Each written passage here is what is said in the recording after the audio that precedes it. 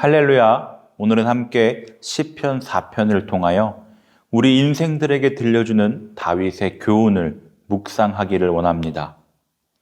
시편 3편과 동일한 배경화에 집필된 본 시는 전편과 같이 개인적인 탄식시에 해당된다고 볼 수 있으나 그 속에 잠재된 특성을 보아 오히려 확신시, 신뢰시의 범주에 넣을 수 있는데요.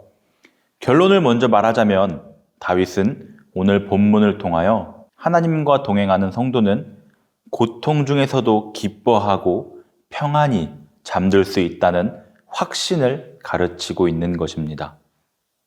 이 본문의 내용을 크게 두 분류로 나눌 수 있는데요. 첫째로 다윗은 자신을 대적하던 악한 인생들에게 경고합니다. 특히 여기서 강조되는 사실은 악한 세상과 타협하지 않고 도리어 책망하는 다윗의 경건성입니다. 당시 다윗은 모든 면에서 불리한 입장에 놓여 있었습니다. 즉, 그는 압살롬에게 쫓겨난 몸으로서 언제 압살롬의 군사들에 의해 살해될지 알 수 없는 절박한 상황에 놓여 있었던 것이었습니다. 만약 다윗이 교활한 성품의 소유자였다면, 기회주의자였더라면 그는 압살롬의 신하들을 자기 편으로 끌어들이기 위해 온갖 달콤한 말을 했을 것이 틀림없습니다. 하지만 다윗은 저들에게 비굴한 회유책을 쓰지 않고 오히려 담대하게 책망을 서슴지 않았습니다. 다윗의 이러한 담대함은 무엇을 보여줍니까? 그가 하나님의 진리를 추구하는 경건한 사람이었음을 보여줍니다. 이러한 맥락에서 다윗은 먼저 하나님의 택하신 자를 반역하는 허사를 당장에 중지하라고 책망하였습니다. 그런 다음 그 마음의 사악한 죄를 회개하여 하나님과의 바른 관계를 회복하라고 촉구하였습니다. 결국 다윗은 여기서 반역의 어리석음을 지적하고 회개하고 주를 의뢰할 필요성을 강조하고 있는 것이죠. 다윗의 모습이 어떠한가요? 어떠한 상황 가운데서도 진리 안에 견고히 머물렀고 결단코 악한 자들과 타협하지 아니하였습니다. 이는 도움은 오직 하나님으로부터 온다고 믿었던 그의 신앙심과 언제까지든지 진리 편에 서겠다고 하는 경건한 의식에서 비롯된 것입니다.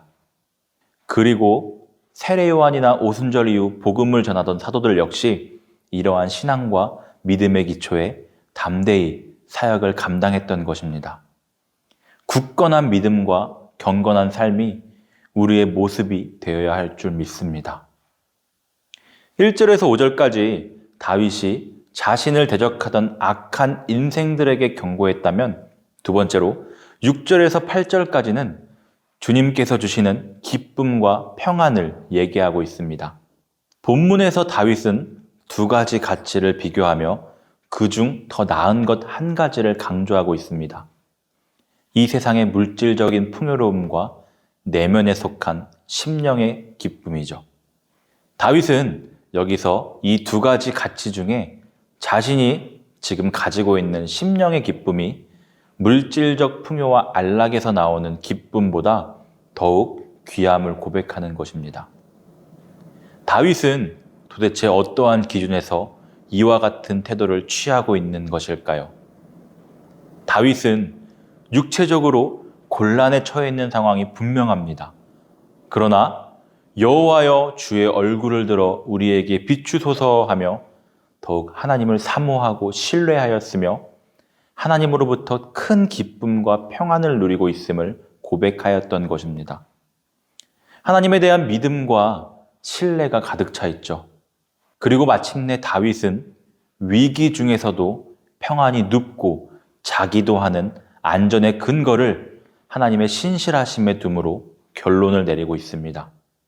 고난 중의 평안은 복음을 전하던 사도들에게도 나타납니다.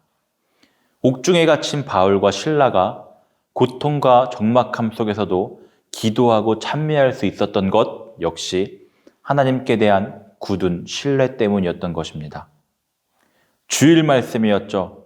바울이 그토록 고단한 인생을 겪는 것을 보았을 때 바울의 멘탈이 훌륭한 것이 아니라 하나님의 동행하심이 있었고 드러나는 것이고 결국 하나님의 뜻을 붙잡고 나가는 인생은 흔들리지 않는다는 것을요.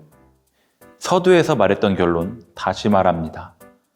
고통 중에도 기뻐하고 평안히 잠들 수 있는 비결은 하나님과의 동행입니다. 하나님으로부터만 옵니다. 말씀을 마치겠습니다.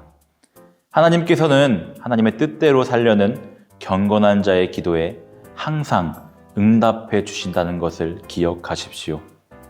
오늘도 말씀으로 무장하여 주님과 함께 거룩한 발걸음을 내딛는 저와 여러분들이 되기를 축복합니다.